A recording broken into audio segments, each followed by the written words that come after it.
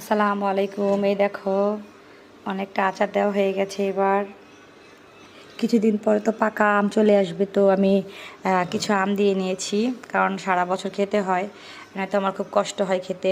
বাচ্চারা খেতেই চায় না। একটু আচার হলে ওরা ভাতটা ভালো করে খায়। সব খাবারের সাথে আচারটা একটা টেস্ট বাড়ায়। আর এই দেখো আমি একটা বড় বইমেও দিয়েছি, আর এটাও দিয়েছি, মোট দুইটা দিয়েছি। এগুলো সব টক ঝাল। অ্যাকচুয়ালি এগুলো বিভিন্ন বউয়া ভাত এগুলোর সাথে বা পাতলা ডালের সাথে খেতে খুবই ভালো হবে। তারপরে এই তো এখানে দিয়েছি চোকলা সহ আচার। এই আচারটা খুবই টেস্ট হয়েছে, একদম একটু মিষ্টি মিষ্টি টকটা খুবই ভালো।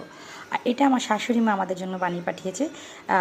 মা সবসময় আচার দেয়, তো আমাদের সাথে উনিও আচার দেয়। উনি আচার দিতে খুব পছন্দ করে, তো ওনার একটা এক্সট্রা অর্ডিনারি আছে সব কিছুর মধ্যে, টেস্টটা একটু ভালো হয়। তো উনি আমাদের জন্য পাঠিয়েছে, যে ওনার আচারটাও খুবই সুন্দর দেখতে, একদম আকর্ষণীয়, লোভনীয়। আল্লাহ হাফেজ।